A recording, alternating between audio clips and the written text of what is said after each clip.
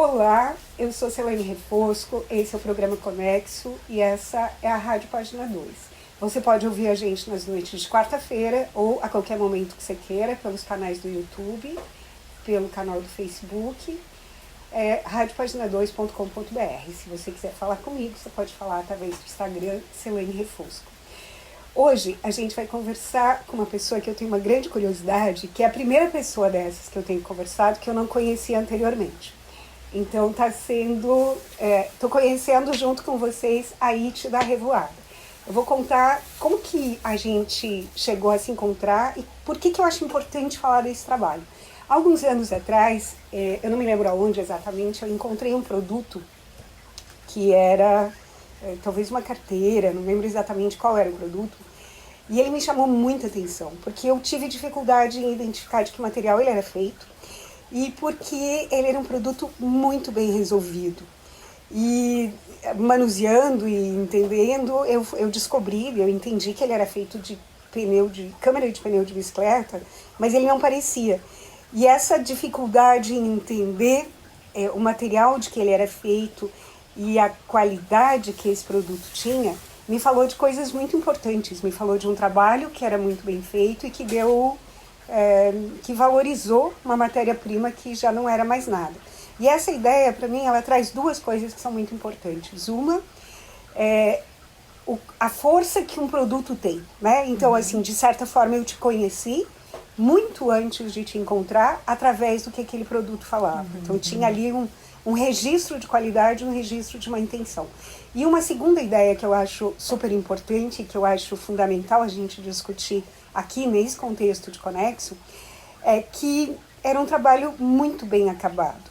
E quando a gente fala em pequenas produções, quando a gente fala em baixa tecnologia, ou quando a gente fala em artesanato ou pequena escala, sobretudo quando fala de um uso de uma matéria-prima que já não tem mais valor, a gente sempre pensa numa coisa meio mambembe, meio pouco resolvida, com aquela cara assim de crochê de barbante, né? Lembra uma coisa hippie. E eu acho que é fundamental para que se estabeleça, vou dizer de uma maneira grosseira, assim, para que se estabeleça uma indústria nova, né? Talvez a palavra não é indústria, mas que se estabeleça uma nova maneira de fazer as coisas, que a gente tenha muita qualidade nisso e que não apareça essa cara mambembe, riponga, costurada de qualquer maneira.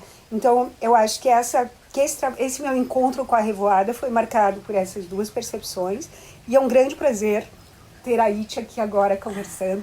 E eu acho importante também a gente contar nesse início que, assim, a gente se propõe nesse programa a falar com as pessoas da maneira que for possível, abrindo mão da qualidade técnica em prol da qualidade do conteúdo, e que foi uma história muito interessante, assim, quando eu quis conversar contigo, eu fiquei pensando, será que eu posso, será que eu devo, será que eu consigo? Acabei entrando em contato através de uma amiga, e foi super legal quando você respondeu, tá bom, eu tô indo aí. E eu achei isso incrível, assim, porque a gente poderia fazer uma entrevista à distância, como a gente tem feito algumas, e se deu um fato raríssimo, que assim, a entrevistada veio de Porto Alegre para cá, e a gente está junto no meu ateliê fazendo uma conversa deliciosa há 2 dias. E eu guardei as minhas perguntas mais curiosas para esse momento, para saber em primeira mão, junto com todo mundo. E eu queria, antes de mais nada, te agradecer por estar aqui.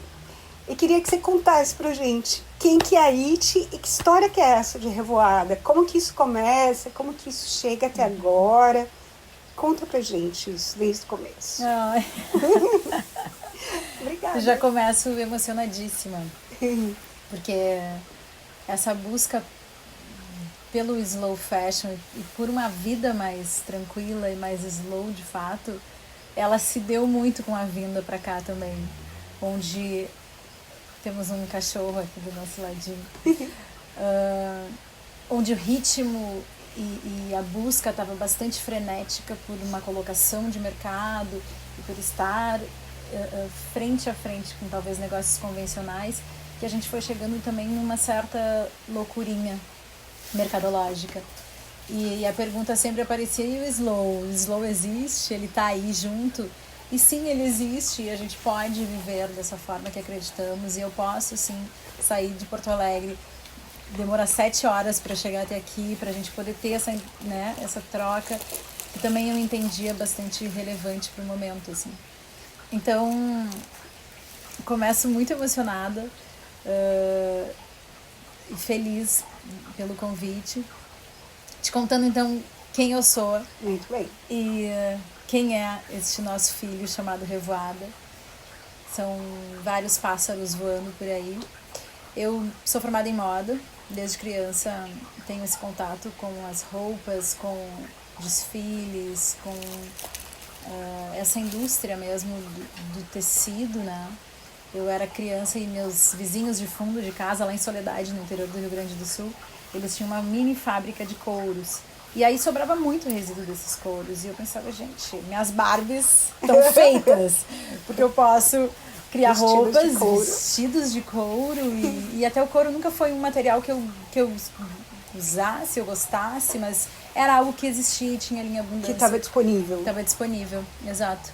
E aí pra mim foi muito lógico eu usar aquele material e ainda ter dicas reais de como usar aquele material. Afinal de contas, meus vizinhos que eu amava e brincava e convivia sabiam muito daquelas técnicas, então eu pude fazer roupas de Barbie lindas a partir do couro e a partir de, de um jeito muito genuíno meu de querer fazer essas roupas. Isso com 5, 6 anos.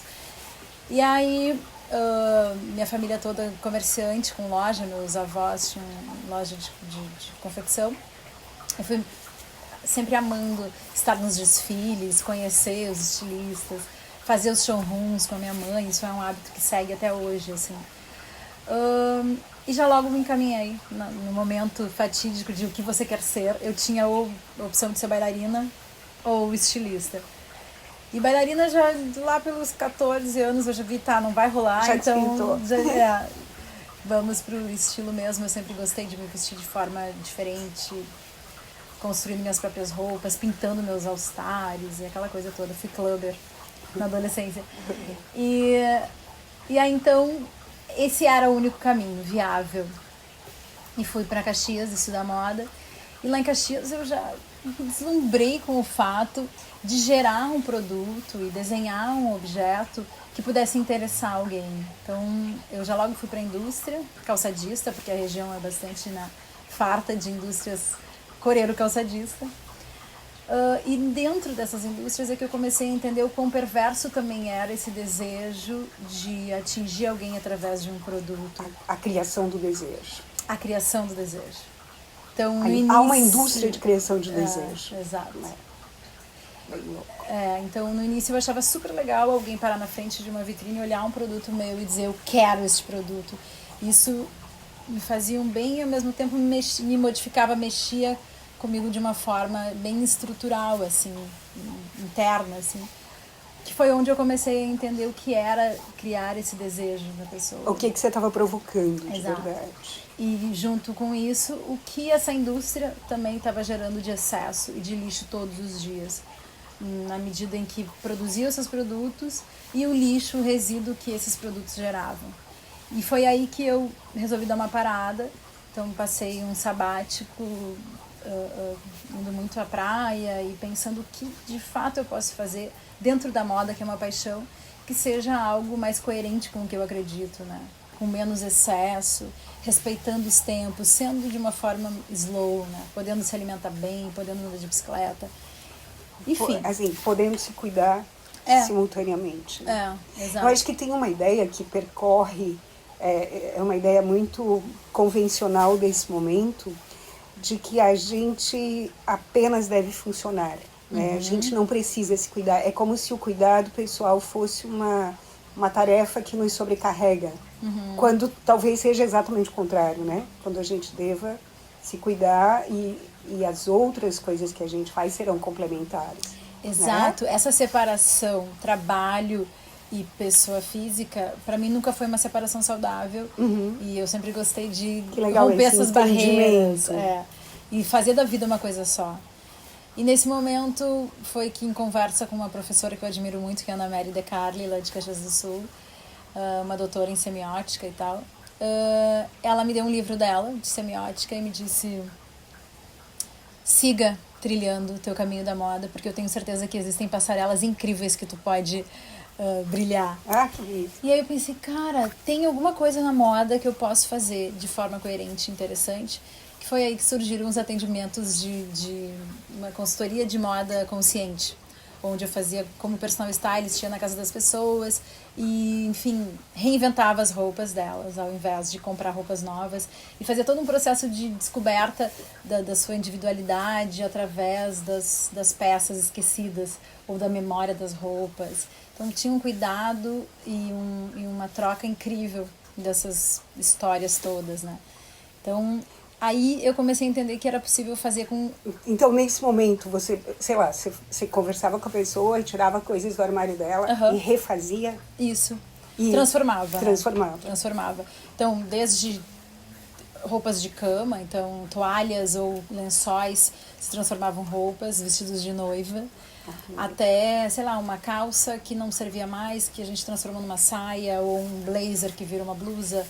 Enfim, pequenas transformações e transformações gigantes, maiores. Nessa mesma época, isso foi em 2008, 2009, eu botei todo o meu guarda-roupa à troca. Então, fotografei todas as minhas peças, criei um site e lancei na rede, vamos trocar, quem quer trocar roupas comigo? E foi muito legal, foi um sucesso, porque as pessoas começaram a querer me ligar e querer trocar as roupas, e eu, num exercício total de desapego, lancei, sabe, pro mundo. E retornaram peças incríveis que eu uso até hoje, assim. Então, quase 10 anos depois eu sigo com as roupas daquela época.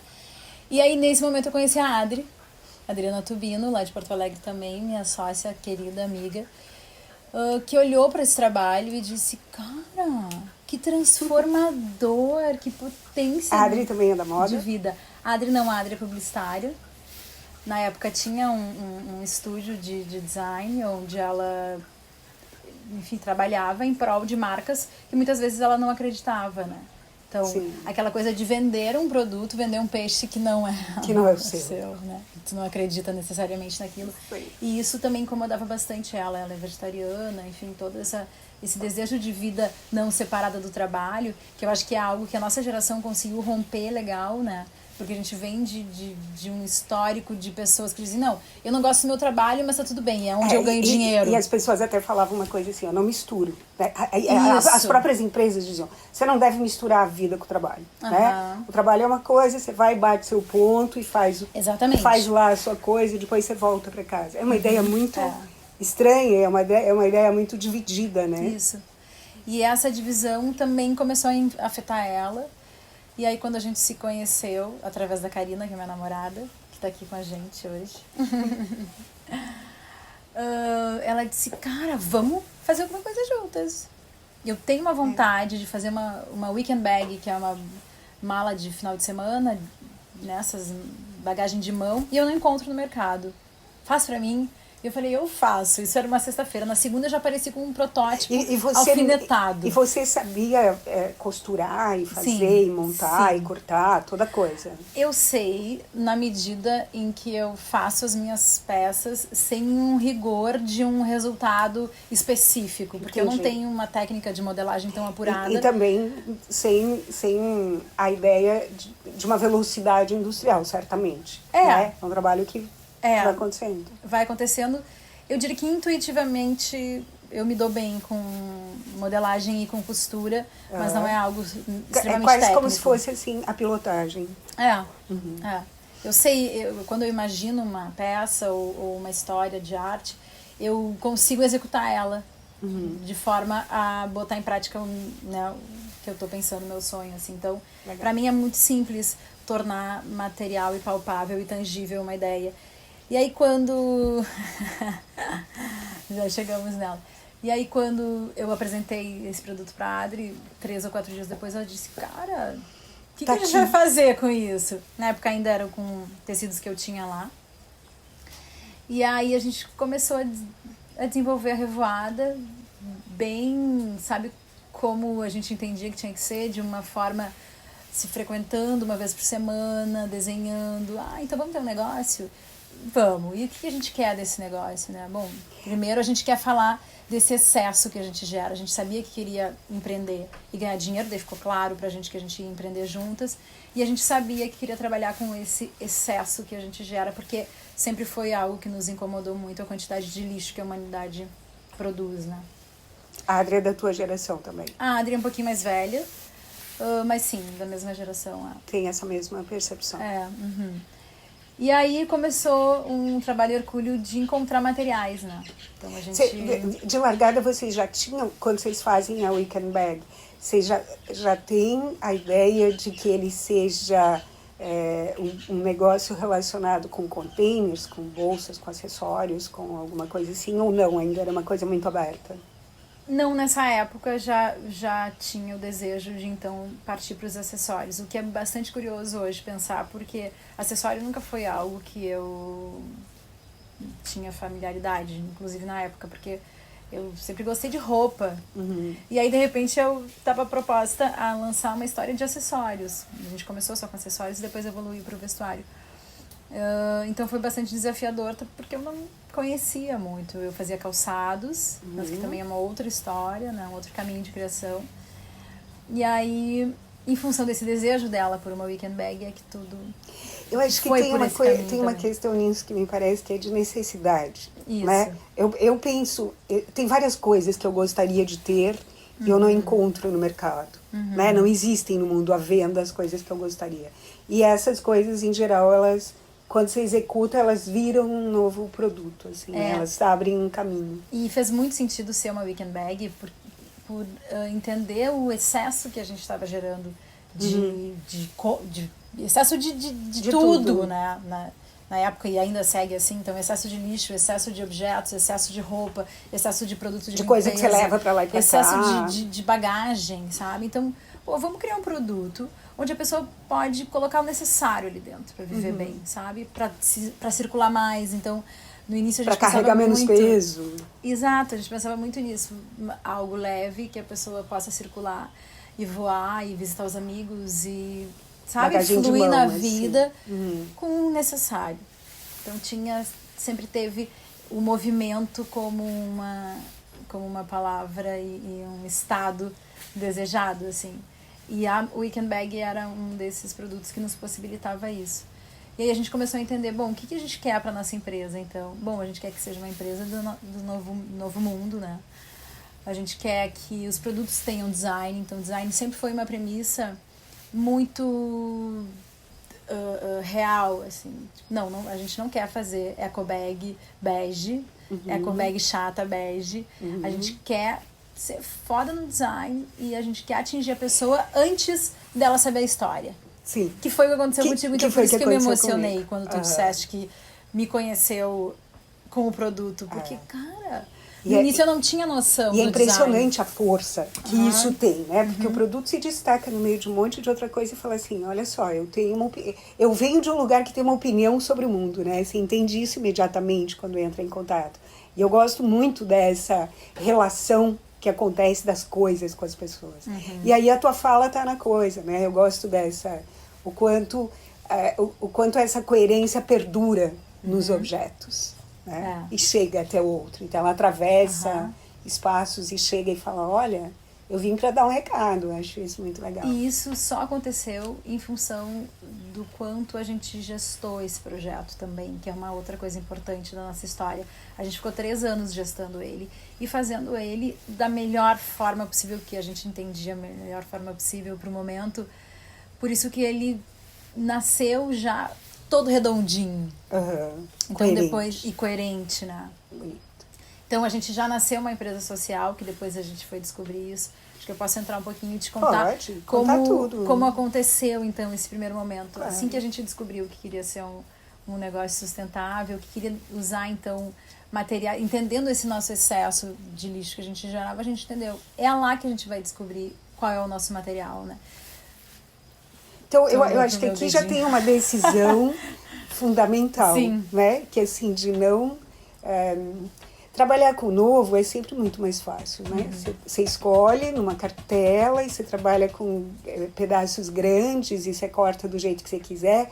E quando a gente decide trabalhar com o que sobra, você entra numa restrição absurda, né? De cores, de tamanhos, de forma de matéria, de onde que você encontra essa matéria. Eu acho que aí você começa a explorar um mundo que é muito maior. A a gente está acompanhado. Nossa, tem vários serzinhos aqui, eu tô achando ótimo. Isso é muito legal que tu traz, porque eu acho que entra aí também um jeito de levar a vida, né? Sim. Aonde que você coloca a sua atenção, né? Isso, porque se um objeto, ele tá te mostrando que a câmera ela é um objeto redondo, né? Então, se ele tá te mostrando dessa forma, que formato de bag, de bolsa, de pasta, de estojo eu vou aproveitar e conseguir com essa forma? Eu não vou poder modificar aquele objeto e transformar o redondo em quadrado. E por que eu vou querer transformar o redondo em quadrado se eu já tenho um redondo belo na minha mão, né? Sim. Então, respeitar a fluidez com que o objeto ele se apresenta também para ti, para que a criação se dê a partir disso. Eu acho também lindo. Que é um certo até pulo do gato para não entrar numa viagem de uma pira de controle. De fazer o que não dá para fazer. Exato. Né? E eu acho que muitas vezes a ideia de criação que se tem é uma ideia muito associada com controle e de fazer assim o que eu quero. Há um ego criativo que fala muito de controle, né? E de dizer assim, eu imaginei de tal maneira e eu submeto a matéria e o mundo. Eu acho que esse é o raciocínio linear que fez a gente chegar nesse fundo de poço aqui, que a gente tá, talvez ainda não esteja bem no fundo, mas tá pertinho. A gente tá quase beijando tá a pertinho, lama, tá bem né? pertinho. Então, acho que essa ideia, que é muito mais orgânica, de falar, em que este objeto se transforma, né? Quais as características dele que são muito positivas para serem aproveitadas. É linda essa postura criativa. Então a gente descobriu que a câmara do pneu, nessa época, seria um belo de um substituto ao couro, por ter essa característica impermeável, por ser preta, por atingir também o máximo de pessoas possíveis, porque uma das premissas sempre foi acessibilidade, a gender, né? Não ter... Isso é para homem ou para mulher, não é. São para as pessoas que queiram nos consumir, que entendem essa vibe, né? Que querem participar desse movimento com a gente. Esse foi o segundo produto que surgiu, foi a mochila. E aí a gente precisava, então, de um forro para esses produtos, né? E foi quando a gente entendeu que o guarda-chuva seria um belo pano para esse forro. E aí foi muito interessante, eu adoro contar essa história.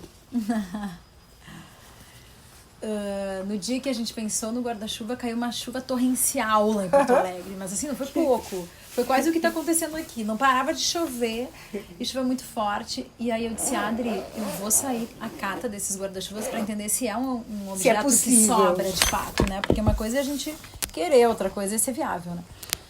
E aí, bom, saí a cata lá em Porto Alegre, nas ruas atrás de guarda-chuva. E eu voltei, surpreendentemente, pro ateliê com mais de 50 guarda-chuvas embaixo do braço. Tipo, assim, quebraram. Em 3 quadras. Quebraram e ficaram pelo caminho. Porque é onde eles vão parar, né? Na lixeira, lá em Porto Alegre, a gente caminha, tem sempre guarda-chuvas espalhados pela cidade, nos cantinhos, quando chove, tem... Alguém deixou muito. ali. Assim. Porque estraga, né? É um objeto que estraga com muita facilidade e é um utilitário do dia a dia que todo mundo precisa usar. Então, de fato, é um lixo excedente, né? E aí, começaram os testes, então, para saber se tem resistência, se não tem resistência, e a gente fez uma produção piloto. E começou a história toda. Um pouquinho antes disso, isso em 2013. 2013. Um pouquinho antes disso, a gente precisou, então, criar essa cadeia, né? Porque pensa você que ao entender que a gente ia usar esses 2 materiais, não tinha para quem ligar e dizer, ai, me manda 10 guarda-chuvas e 50 câmeras de pneu. Não, né? Então para mim, esse é o ponto e crucial, ele assim, a parte que eu tenho maior curiosidade, eu vejo o mundo assim como todo... Aqui, para te acompanhar o raciocínio. Eu vejo o mundo como um lugar todo desorganizado, assim. Para mim parece que o planeta precisa de uma grande faxina. Eu lembro que há vários anos atrás, quando eu me dei conta que determinada coisa de mármore na cidade onde eu morava era de Carrara, eu pensei, gente, o que esse mármore está fazendo aqui? Ele devia estar em Carrara, ele não tinha que estar aqui. Como algo de status e muito incrível da humanidade. Gente, parem de trazer esse mármore para cá, deixa ele lá, um dia a gente vai lá e visita ele, se for o caso. E eu comecei, desde então eu fiquei muito chocada com... A gente parece assim os ratos trocadores, né? Que pega uma coisa de um lugar e leva para o outro e mistura tudo. E a sensação que eu tenho agora é que o mundo está todo misturado, de coisas todas assim, para lá e para cá. Então, essa parte do processo que fala assim, onde estão as câmeras de pneu de bicicleta que eu posso usar? Né? Elas não estão reunidas em algum lugar como fornecedor. Então, eu tenho uma grande curiosidade por esse aspecto do trabalho. Então, e eu acho que aí também é um grande ganho nosso, dentre tantos outros, porque, de fato, foi um trabalho bastante inovador, e segue sendo inovador, essa cadeia que a gente vai organizando formar, e vai organizando e aprimorando e melhorando, porque de fato é um organismo vivo que vai se modificando e a gente ao longo do processo vai entendendo o que de melhor pode fazer, né? Então a gente fala que ele é do asfalto ao asfalto, porque ele começa lá no asfalto onde o motorista do seu caminhão fura esse pneu do carro, do caminhão, até a gente usa pouco de bicicleta. Não é de bicicleta? Não, tem bem... Quase nada de bicicleta a gente usa, na verdade. Porque a área do pneu de bicicleta é muito pequena e os nossos produtos são grandes. Então, a gente precisa ou de caminhão, ou de carro, até de avião a gente usa. Ah, sério? Uau! Que até é interessante porque o pneu de avião parece uma coisa pequenininha, mas não. Ele é um trambolhão gigantesco. Então dá uma mochilona.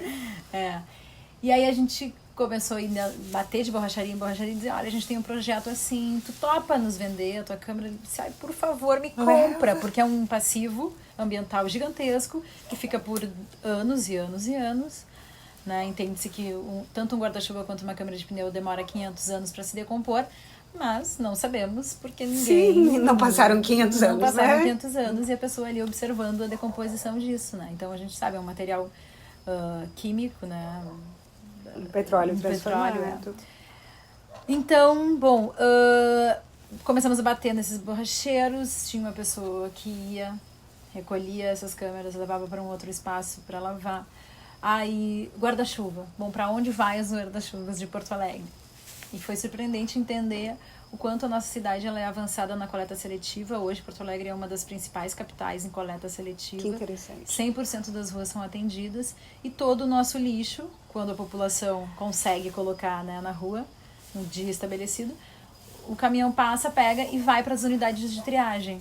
Que é então, vocês começaram aí nas unidades de triagem. E aí a gente entendeu que era para lá que os nossos guarda-chuvas estavam indo e a gente começou a visitar essas unidades e entender quem se disponibilizava a fazer esse trabalho com a gente. Então hoje, das 18 unidades de triagem de Porto Alegre, a gente trabalha só com 2, no máximo 3, quando tem uma produção mais acelerada. Então ainda seguem muitos guarda-chuvas indo para os aterros, porque é toda uma cadeia sequencial para que essa roda possa girar, né? Então a população separa o seu lixo, isso, a gente tem um papel fundamental na história, né? Coloca lá para que o caminhão passe e recolha. Este caminhão vai para a unidade de triagem e aí tem uma indústria que consome esse resíduo. Se a indústria não consumir, isso não tem para onde ir. Sim. E vai direto para um aterro. Então é importantíssimo que a gente, enquanto também indústria, compre os resíduos desses lugares, né? E eu acho que, assim, existem alguns resíduos que são qualificados, né, como certos plásticos ou certas garrafas que virão separadas, latinhas de alumínio, que terão um destino certo. Porém, não conheço ninguém se interessando por guarda-chuva quebrado, por exemplo. Né? E é legal que hoje já tem outras marcas interessadas, inclusive movimentos que acontecem, sociais. Ai, que ótimo. E a gente fica muito feliz, porque a gente não dá conta mesmo da quantidade absurda que existe de resíduo disso, né? De descarte. Então fizemos essa parte, conectamos com as unidades de triagem, aí quando chega lá o lixo para eles, eles já têm um lugar reservado, que é um cesto enorme, onde eles vão colocando todos os guarda-chuvas, eles tiram dessas hastes e a gente compra só o tecido, né? É legal também entender o quanto a gente valoriza essa cadeia, então os catadores, eles vendem em média, sei lá, um quilo de garrafa PET a 18 centavos e a gente paga 50 centavos a unidade do guarda-chuva. Então tem uma supervalorização também desse resíduo para que a gente, né, já comece a ter uma correção, uma troca mais justa. Né? Depois disso vai tudo para uma lavanderia industrial. No início a gente fazia com famílias em vulnerabilidade, que lá tinham sua casinha, a gente levava esses materiais, eles lavavam em casa e nos entregavam limpo. Aí a gente começou a entender que esse processo ele estava muito oneroso para a natureza, para o ambiente, porque a gente não fazia o tratamento dessa água, não tinha preocupação de que tipo de sabão eles usavam. Então a gente já pensou, olha, aí tem um gap de melhora, né? Uma oportunidade de melhoramento desse processo. E a gente encontrou um parceiro super legal, uma lavanderia que tem coleta da água da chuva, que tem tratamento dessa água, que usa sabão biodegradável. Então, pra gente fechou tudo. Aí depois esse material todo limpo, ele vai pra nossa sede, a gente faz a separação dele. E aí depois é que vai pra produção. Então até aqui a gente fez um trabalho enorme de organização, de levantamento desse material, de beneficiamento desse resíduo, para que a gente pudesse trabalhar nele. Incrível. Então, já é uma parte longa, né, de um processo que na indústria convencional não existe, né? E eu acho que esse talvez seja uma das etapas mais valorosas do trabalho todo, né? Que é retirar desse perdido que ele estava e trazer até um ponto onde ele pode ser revalorizado. Né? A partir daqui você começa a trabalhar com ele. Sim. E daí, eu acho que chega num ponto, quando você fala assim, daí a gente vai trabalhar, aí chega num ponto é o ponto da estética, né? E é o ponto que você fala assim, não é uma encomenda, isso veio da rua tal qual veio. Você encontrará cores e formas, estampas, e enfim. Eu acho que daí começa um outro raciocínio muito interessante, que faz parte da aceitação do que vem ser esse slow fashion, né? E é também um trabalho educacional com os nossos clientes, né? Porque cada câmera tem uma leitura, tem um print diferente, tem uma cor diferente. Algumas vai ter uma ferrugem que não sai nunca delas. E a gente entende como algo legal. Como uma marca de identidade. Histórica, né, daquele da produto. História desse material. Só que há clientes que vai dizer, não tá todo pretinho, não vou querer. Então a gente lida bastante com isso também. Bom, para seguir e fechar esse ciclo produtivo, tem essa um marca, friso azul, esse né? lindo azul aqui. Que só é lateral. Que só é lateral, exatamente. Então, só para concluir o ciclo, que eu acho que é bem importante, depois que a gente faz todo esse processo de coleta do material, ele vai para as produções, que hoje a gente tem diferentes terceirizados. Diferentes terceirizados. Mão de obra social também, então tem cooperativas lá em Porto Alegre que trabalham mais com a parte mais leve, com nylon de guarda-chuva, e essa parte mais pesada, que exige um maquinário mais robusto, em função da câmara do pneu, fica em Novo Hamburgo. Que é junto da indústria calçadista. Exatamente. Que é aquele tipo de equipamento que atende essa que são demanda. maquinário de braço, enfim, máquinas mais robustas mesmo. E é muito legal porque a gente consegue também levar trabalho para pessoas oriundas da indústria do calçado, que já muitas fábricas faliram. Que tem sofrido imensamente nos últimos anos. Né? Com essa crise do couro. E há até uma mudança, né, de comportamento do consumidor, então a gente vê o quanto esses terceirizados estão partindo também para... buscando outras oportunidades. Exato. Que estão disponíveis para fazer isso. E já começam a nos procurar também, o que é muito interessante, porque quando a gente começou... Era difícil encontrar fornecedor. Era super difícil encontrar fornecedor que queria nos atender. Mesmo as unidades de triagem, a gente chegava e muitas vezes a gente ouvia o Adri, o que essas patricinhas estão fazendo aqui, sabe? E aí hoje é ótimo saber que tem fornecedor nos ligando para começar a produzir nossos produtos, entendendo que a gente é uma possibilidade de mercado, de longevidade no mercado, digamos assim, né? Por entender que uma certa outra indústria já está mais falida, né? Encerrando. Depois que os produtos estão produzidos, a gente vende para o nosso cliente, que a gente chama de voelista, que é quem voa com a gente, com uma tagzinha, que é essa aqui. Esse cliente é o cliente final? É o cliente final. Contando que esse cliente vai nos devolver os produtos, deixando ele entender que ele é parte da nossa cadeia e que para a logística reversa acontecer, é bom que ele, então, nos devolva esse material quando ele não queira mais, né? Que a gente vai dar uma destinação correta interessante e vai daqui a pouco fazer um subproduto desse produto, né? Isso já tem acontecido? Isso ainda não, isso é o que a gente tem pesquisado hoje. Aí que eu acho que ela deve durar muito. Essa né? ideia, que ela dure muito e que a gente possa assim transformar ela numa outra história. Hoje o que acontece e já tem, né, estabelecido no mercado é que uma câmera pode virar um asfalto. Então essa já é uma destinação que acontece. Agora, muito do nosso próprio resíduo a gente tem guardado e até uns produtos que a gente precisou fazer recall lá no início, a gente tem eles estocados para dar uma destinação que isso estamos em pesquisa. Que não se sabe ainda qual será. E todo esse trabalho relacionado ao produto, assim, ao que eu falei antes, assim, ao fato de que ele é um produto bem feito. Como que foi pesquisar isso? Tipo de costura, o peso, essa ideia dessa versão interna? Porque tem uma... assim, quando para honrar um material, e você fala, esse material aqui ele vai durar 500 anos. Então ele não pode durar um mês na sua, né, no seu armário, ele tem que durar muito. Vai chegar uma hora que você fala, não quero mais isso aqui porque enjoei, e daí troca com amigos, sei lá, faz alguma coisa, ou procura vocês e devolve. Mas essas costuras e o próprio design, né, a funcionalidade dela tem que estar de acordo com essa condição de durabilidade. Como que vocês se dedicaram a estudar isso? Foi bem na edge de startup, né? Botar em prática o mais cedo possível para errar o quanto antes e corrigir os erros, né? E usar também, provavelmente. Exato. Na primeira leva que a gente fez, a gente teve um recall imenso de várias mochilas que retornaram porque não tinham ainda soluções exatas. Soluções perfeitas. Porque imagina, uma câmera nasceu para ser uma câmera de pneu dentro de um pneu e não uma mochila. Então, houve aí um caminho longo de descoberta de como realmente transformar uma câmera de pneu numa mochila.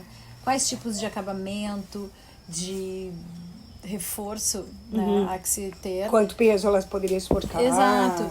Então a gente contou bastante com a universidade para fazer vários testes e até químicos, parceiros, para entender se existia algum produto para limpar, acabamento disso, porque a gente não transforma ela, mas a gente beneficia ela no sentido da limpeza e enfim, tem uma finalização que a gente chama um coquinho, onde a gente passa, que também foi um material que a gente desenvolveu, para dar um certo brilho, né, e uma uniformidade ao produto, que aí é aquilo da qualidade, né? É um produto que, né, ele vem assim com confiança, mas né? precisou não tá fazer devendo nada teste para ninguém. Exatamente. Qual a universidade com que vocês trabalharam? A gente trabalhou bastante no início ali com a Unicinos, a Fevale também em algum momento nos ajudou com algumas dicas. E a CETEPO lá do Rio Grande do Sul, que é um laboratório de pesquisas de materiais e químicos. Que incrível. Então, a gente nessa caminhada foi encontrando muitas pessoas que acreditaram no nosso projeto, pegaram na minha mão, na mão da Adri, disseram, vem cá que eu quero te mostrar um parceiro amigo meu, quero te contar esse processo que eu estou desenvolvendo, para daqui a pouco, né, introduzir no processo de vocês. Acho que eu sempre falo que a gente está fazendo nesse momento exercícios de futuro, né, que a gente está descobrindo como que a vida poderá ser quando chegar o nosso tempo de Wall-E, né? Eu acho que a gente está muito no caminho de Wall-E. Então eu acho isso genial e parece que as pessoas se movimentam e se sensibilizam quando veem que há um desenvolvimento coerente, né, e que precisa de visões de multiconhecimento para fazer o novo todo, né? Isso a gente é muito afortunada, eu e a Adri, nesse caminho, porque a gente sempre foi encontrando pessoas que de fato nos apoiaram muito.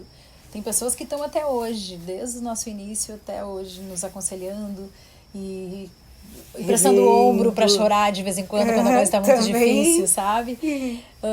Mas uma coisa legal lá do início ainda que eu não contei, a gente precisou fazer teste de agulha, teste de linha, teste de resistência com os maquinários. Então, Adoro essa parte. é uma parte que Né? eu De adoro saber, muito assim, também. que não nasce pronto. Não, daí você pega... Porque eu acho que é uma ideia de simplicidade. Não, daí você pega e faz, assim, e não é verdade. Não. Né?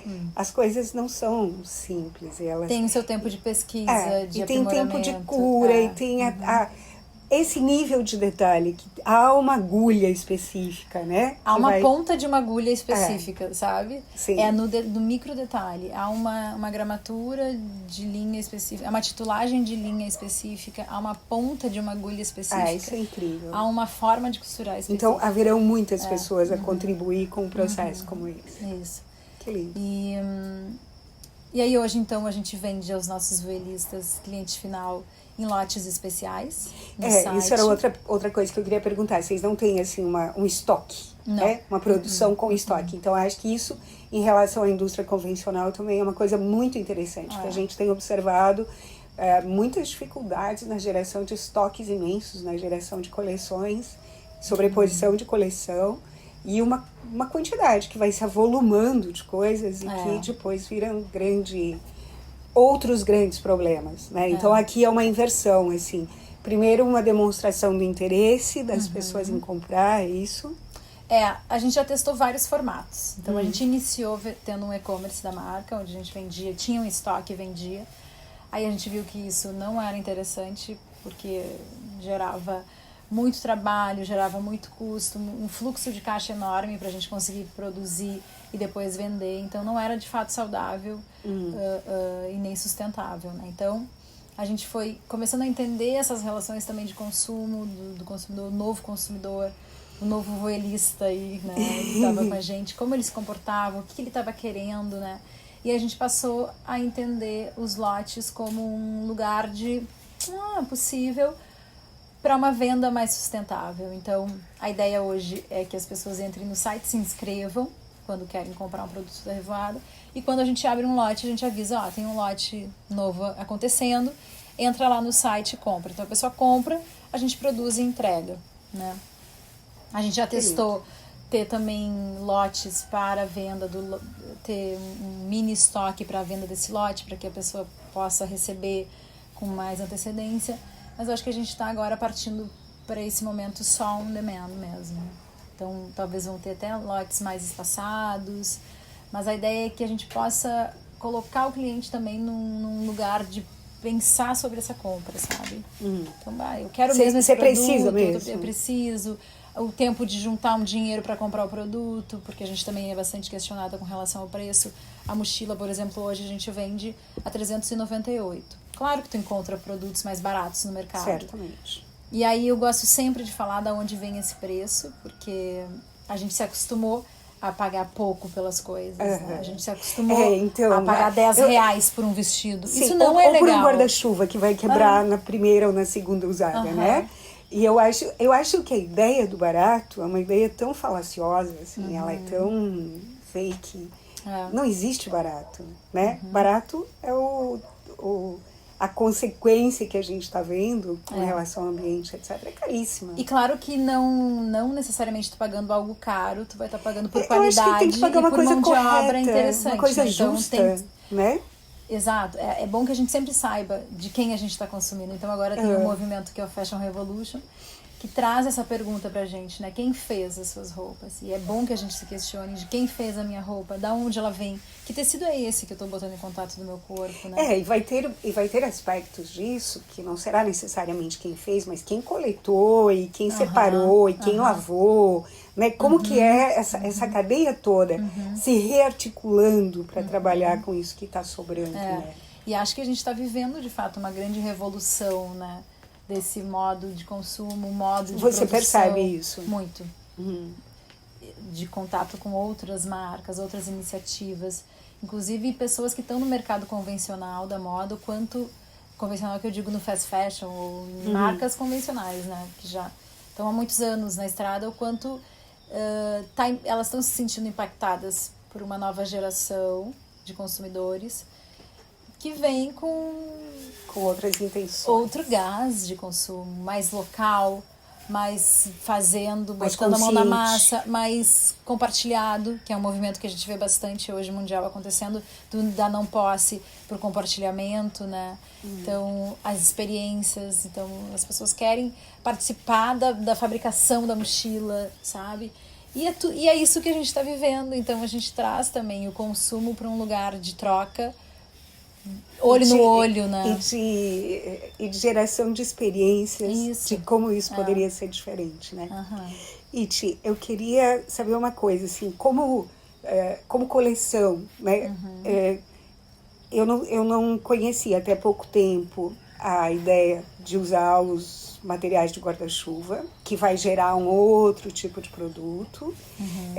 E daí eu queria saber se vocês têm esses dois materiais, eles são dois materiais centrais, ou se existem outros, e que daí significará abrir uma outra cadeia de coleta, de triagem, né, de separação. E como que vocês organizam isso em termos de coleção, né? Porque assim, ainda existe a weekend bag, existe carteira, eu vi bolsas lindas, eram umas bolsas super elegantes, assim. A gente está bastante focado no cliente final, mas eu quero contar todas as nossas frentes de atendimento aos clientes, inclusive o B2B, onde a gente atende a indústria. E voltando então para a coisa do voelista do cliente final, a gente não tem coleções, nunca teve, não pretende ter, então no sentido de calendário... Não coleção assim no sentido de renovação, mas eu digo de uma coleção de conjunto de produtos, de falar assim, para mim, essa mochila me atende ou eu precisaria de uma diferente dessa, ou sei lá. A gente começou lá em 2013 ainda com 5 produtos e a gente hoje tem 10 produtos que a gente oferece. Alguns a gente continuou, outros a gente descontinuou e foi colocando outros no lugar. Melhorou. A gente já fez collabs com outras marcas, chamou artistas para trabalhar com a gente. Mas nunca foi uma preocupação a gente ter uma coleção... Queres? Não, tô bem. A gente tem uma coleção com datas e seguindo um calendário da moda, né? Então, a gente vai lançando conforme entende a necessidade. Então, eu queria também trazer os nossos outros formatos de venda, né? E algo que foi acontecendo muito também a partir dessa troca com o voelista, a partir dessa troca com o mundo, que foi uma demanda que começou a chegar até a gente, que foram as indústrias nos procurarem, tanto para comprar os produtos como brindes corporativos e as empresas em gerais nos procurando para esses brindes, quanto a indústria nos procurar para trocar ideia, para querer dicas, para querer collabs. E aí a gente começou a se entender também como consultoras dentro desse mercado de economia circular, né? E isso começou a acontecer depois de 2015, quando eu e a Adri, a gente sofreu uma crise do tipo, não vamos mais seguir porque isso está muito difícil. E aí a gente teve um momento lindo onde a gente passou num processo seletivo para ser aceleradas pela Yunus Social Business, que Mohamed Yunus, não sei se tu conhece, eu lembro do nome, mas eu não lembro. Sei. Incrível, um senhor maravilhoso, de uma alma linda, de um sorriso largo, sabe? Então, estar na presença dele já é uma glória. Ele ganhou o Prêmio Nobel da Paz em 2006 e há muitos anos trabalha com microcrédito, ele que inaugurou o microcrédito no mundo, oferecendo e emprestando dinheiro só para mulheres empreenderem. E era uma quantidade ínfima, né? Que tinha um potencial de transformação imenso. Então hoje ele segue desde os anos 80 com o Grameen Bank, lá em Bangladesh, e é o banco que menos tem inadimplência. Porque ele só empresta dinheiro para pessoas muito pobres. Então, pessoas... E só para mulheres. Eu acho que hoje ele não é só para mulheres, mas ele começou emprestando só para mulheres. E ele tem também espalhado pelo mundo em 6 países a Yunus Social Business, e o Brasil é um desses países. Então a gente... Vocês se inscreveram? A gente se inscreveu, passou no processo seletivo, eram 127 marcas na época. E a gente passou 3 meses, fechamos a revoada durante 3 meses, colocamos esgotado lá no site em todos os produtos e fomos viver essa experiência de cabeça, assim. Então, a grande questão que surgiu, né, desses 3 meses de imersão foi como é que vocês vão escalar o negócio de vocês, né? Vocês fazem de uma forma tão manual e um processo tão mínimo, né, no sentido disso que tu trouxe como da tecnologia ou né, de maquinários ou de pessoas, né, de equipe. O fato de que isso não está organizado. Exato, né? Então, exato. para organizar é muito trabalhoso. Então, como escalar tudo isso? E aí a gente, saindo dessa imersão, a gente recebeu o nosso primeiro grande pedido, que foram 16 mil produtos. E a gente disse, uau, será que a gente vai começar a botar em prática? Então é isso? E foi lindo, porque a gente tinha 28 dias para executar essa tarefa de 16 mil produtos e a gente conseguiu fazer de uma forma super legal, de uma forma que a gente conseguiu expandir no mesmo formato que a gente já vinha executando, né, os produtos com esse jeito artesanal e mais pessoas envolvidas. Sim, então com uma rede já estruturada. É linda essa experiência. Então foi uma experiência incrível que nos fez acreditar que a gente podia, então, atender esse mercado com um volume maior e aí se inaugurou um processo de venda corporativa que está até hoje. Então, a gente tem um catálogo corporativo onde a gente oferece para as empresas e elas nos compram quantidades maiores, né? E como que é essa compra de uma quantidade maior? Aqui eu acho que você chega num ponto muito interessante, que antes você falou de uma contradição entre o que você chamou de mercado convencional,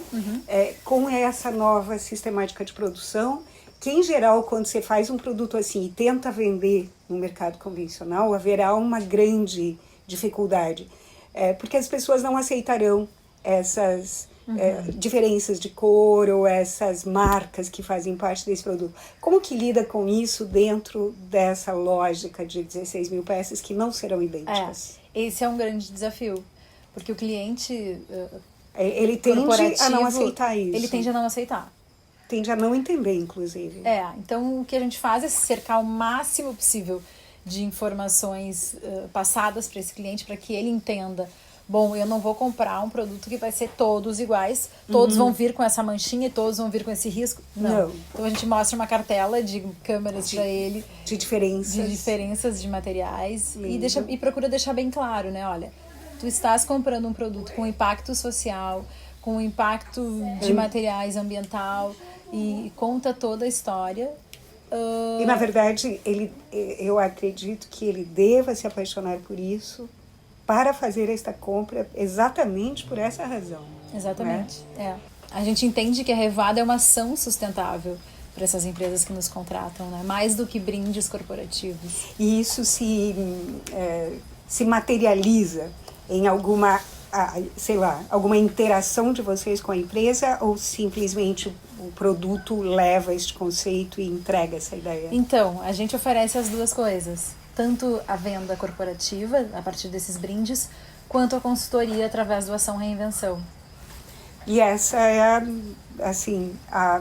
a Ação Reinvenção foi, como que eu posso falar assim, o resumo metodológico que vocês chegaram a partir da experiência revoada. Exatamente. E que, de certa maneira, fica disponibilizada. Exatamente. A partir de um entendimento que sim, depois desses 6 anos, que a gente sabe fazer, a gente sabe tangibilizar um organismo sustentável, né, que trabalha num ecossistema de economia circular, né, que vai fazer uma transformação na indústria, de passar de um jeito linear de fazer um produto para uma forma circular.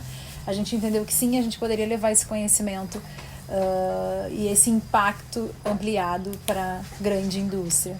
Então, a proposta com a Ação Reinvenção é que a indústria nos contrate para a gente justamente entrar lá dentro e entender como modificar esses sistemas rígidos de construção de um produto, né? Então, hoje a gente desenvolveu uma mandala chamada Design Vital, que é uma ferramenta para que essas práticas possam ser colocadas em prática.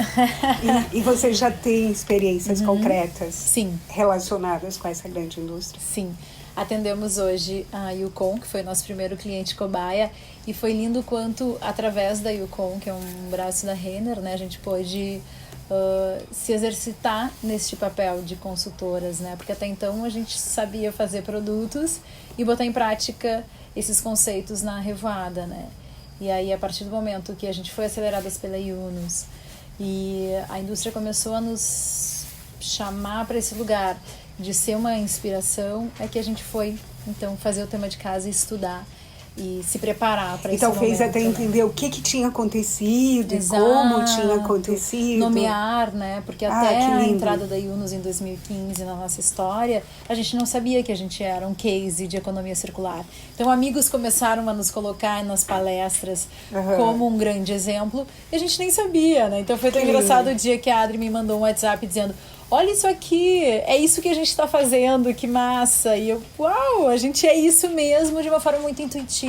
Então o caminho da descoberta sempre foi muito nosso caminho, né? Tanto meu quanto da Adri.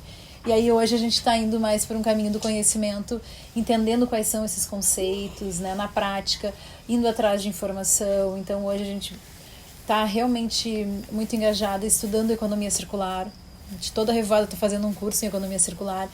Foi bastante importante para nós ter passado pelo processo de aceleração com a Yunus, porque até então a gente se entendia muito sozinhas lá em Porto Alegre, quase que no fim do mundo, remando contra a maré, né? Sem conhecer, vislumbrando uma rede, mas sem ter contato com essa rede. A gente sabia que os nossos estavam espalhados pelo mundo, fazendo coisas, fazendo os seus projetos, e a gente ainda não tinha acesso a isso. Então, ao se conectar com a Yunus, a gente pôde ter contato, na época, com 6 novos projetos e com um mentor, por exemplo, de Portugal, que nos trouxe uma realidade de economia circular e de empresas sociais que estavam acontecendo ao redor do mundo.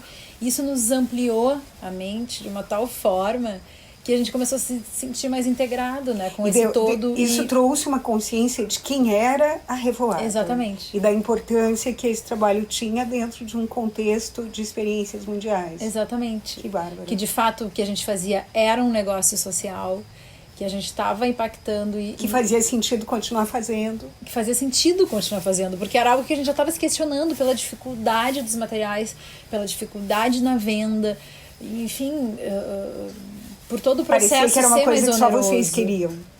Que era a contramão demais daí. E não. E aí, e nesse vocês momento, ouviam isso de fora? Existia, assim, as pessoas muito falando, mas por que você tá aí? Você que é tão bonita e talentosa. Não, o contrário. Sempre existiu um incentivo de fora, de dizer, caraca, que produto interessante, que produto, sabe, que faz cheio sentido. de possibilidades, que faz sentido.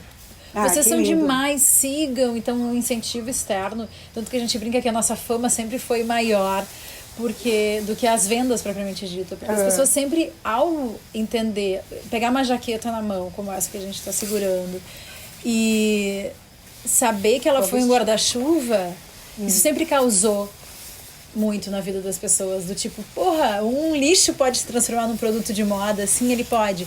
Então, a fama sempre foi muito grande nesse sentido das pessoas nos admirarem muito, né? E isso sempre nos trouxe um gás de seguir.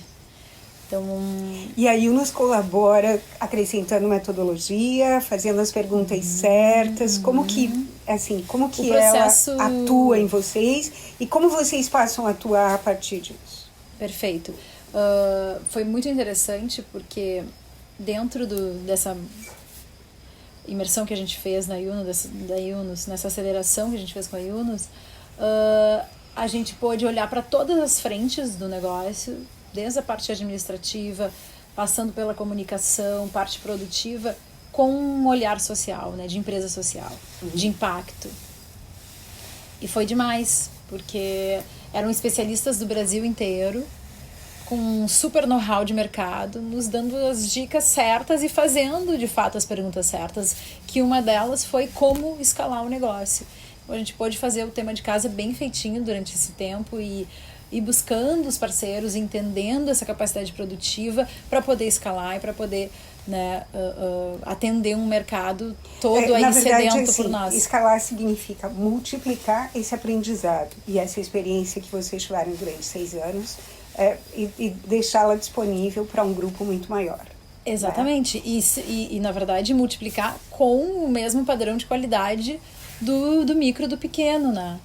E aí, nessa multiplicação... É importante a gente falar assim, que essa multiplicação, essa ampliação, a gente não está falando de ampliar a produção, ou de fazer mais produtos. A gente está falando de ampliar a potência da ideia, né? De ampliar a ideia de produzir menos, na verdade, e de consumir com mais correção. É isso, né? Porque chegando para mais pessoas, né, esse impacto automaticamente se multiplica. Então, mesmo quando a gente faz essas vendas corporativas, que vai a marca do nosso cliente, a gente faz questão de mandar com a etiqueta, contando o processo, explicando quem fez, botando no nosso site para que eles entrem em contato quando não queiram mais esses produtos. Então, a lógica é a mesma, né? Levando essa ideia. E como que é a questão da metodologia de trabalho, de consultoria que vocês passam a ter a partir desse momento? E queria, para a gente finalizar, que tu contasses como que é a Revoada agora. Assim, parece, né? Quando eu te vejo, parece que tem um momento de maturidade neste momento, em que uma série de experiências foram feitas e aí chega o momento de começar de uma outra forma, né? Existe um reinício aqui. Existe. A gente, de fato, está passando por um restart, assim, onde a gente entendeu o quão a gente pode impactar tendo contato com essa indústria de grande escala, né? Então, a gente entende o nosso poder transformador dentro do nosso microcosmos e como isso pode atuar dentro da grande massa, né? Então, levar a nossa ideia de produção sustentável, de processo produtivo circular, de relação de consumo para a Renner é incrível, porque essa realidade vai chegar a mais pessoas, então o nosso impacto vai ser exponencial. Então para nós faz sentido. O que no início a gente se questionava muito ir por esse caminho, hoje já é uma certeza. Então a ideia da Revoada é que a gente possa se aprofundar mais nesse processo do design vital, que é a ferramenta que a gente vem desenvolvendo, para trabalhar esses conceitos de fluxonomia 4D, de economia circular, de movimentos exponenciais, de regenerador, transformador, né? De trocas, de novo mundo, né? De estar no mundo, de fazer negócio de uma nova maneira, nessa grande escala. E eu queria perguntar uma coisa, como que para uma empresa tão jovem, tão pequena e que vem que vem desse exercício, estão na contramão, como tu dizes, entrar numa empresa de grande porte e falar, olha, isso aqui poderia ser diferente. É uma consultoria que parece que é o contrário, né? Quando a gente olha de uma maneira linear, parece que seria essa grande indústria, né? Um senhor estabelecido que vem e diz, minha filha, o jeito de fazer é o seguinte, né? Tem uma inversão aqui. Sim. Pra gente é muito gratificante e dá um enorme frio na barriga, né? E ao mesmo tempo, como o mercado, as pessoas, os consumidores, né? Tá exigindo uma nova postura do fast fashion ou das grandes corporações, eu entendo que a grande corporação nos entende como um agente de mudança, né? Que conseguiu na prática.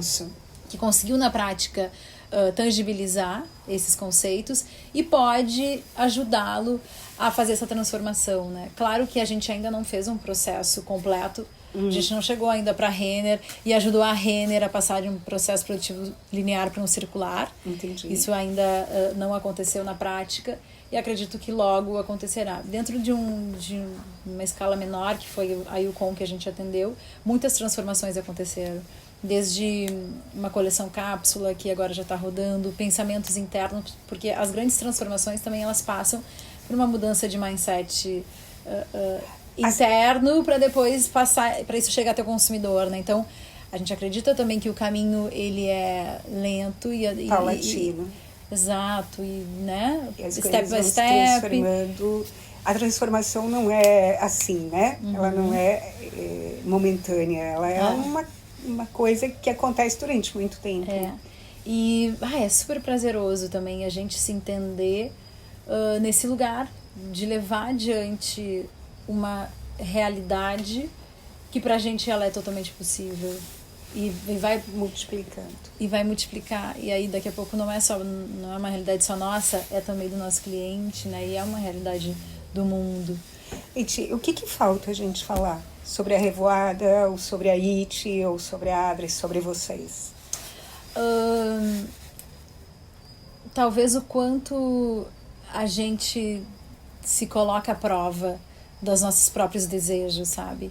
Porque enquanto empreendedoras, eu e a Adri, a gente não tem medo dessa mudança também. Então, nossa história sempre foi de transformação interna e externa. A gente sempre reinventou resíduos e a gente sempre se reinventou. E tu se sente segura Muito. neste fazer? Extremamente segura, porque me parece um movimento mundial, né, isso que está acontecendo, das empresas também se permitirem estar no mundo de uma forma mais real e mais observando o que está acontecendo, não ficando fechada nas suas próprias ideias. Então, eu tô cada vez mais segura no fazer mais intuitivo, né? E naquilo que brota de fato do coração, né? E você passa mais tempo se cuidando também, tendo uma condição de conciliar uma vida pessoal com uma vida profissional? Total. E como que a gente faz para encontrar a Revoada? Se as pessoas quiserem saber, quiserem Boa! conhecer e quiserem entender mais desse processo, onde que elas descobrem, como que se vê isso? Então, por favor, a gente está agora com uma campanha de chegar aos 10 mil seguidores no Instagram. O nosso Instagram é @revoada. E isso também é muito legal, porque a gente nunca colocou robozinho lá para seguir, para conseguir seguidores. São seguidores orgânicos mesmos. De verdade. Então, o nosso Instagram é @revoada, o nosso site é revoada.com.br. Lá você pode encontrar tanto o meu telefone pessoal quanto o da Adri. Então, a gente também está sempre muito disponível para as trocas com o nosso voelista, com os clientes que queiram chamar para uma conversa. A gente responde muitos TCCs, projetos de doutorado, mestrado, entendendo também que esse é um lugar de transformação. Faz parte de uma transformação maior. Então é isso aí. Agora no Convexo também. Que alegria, que delícia. Então, agradeço muito que vocês tenham vindo, que você tenha trazido essa experiência para a gente entender, para a gente conhecer, né? E continuo mais surpresa com a qualidade do produto, continua sendo continuo sentindo esse impacto, assim, quando eu pego a peça na mão e penso que ela era um guarda-chuva e que agora ela tem essa forma e que ela tem recortes que foram estudados de determinada maneira, que a realidade permitia e não que a fantasia criativa de alguém permitia. Eu gosto muito dessa inversão, de criar dentro disso que a realidade permita. E agradeço, sobretudo, a experiência que vocês têm feito, que eu considero fundamental para o mundo, que a gente experimente como juntar as coisas que estão todas espalhadas por aí, que as contextualize dentro de uma nova ordem. Obrigada, Iti. Eu que agradeço. Obrigada a todo mundo. A gente está aqui, então, Conexo, Celaine Refosco, página 2. Um beijo para todo mundo. Vamos continuando.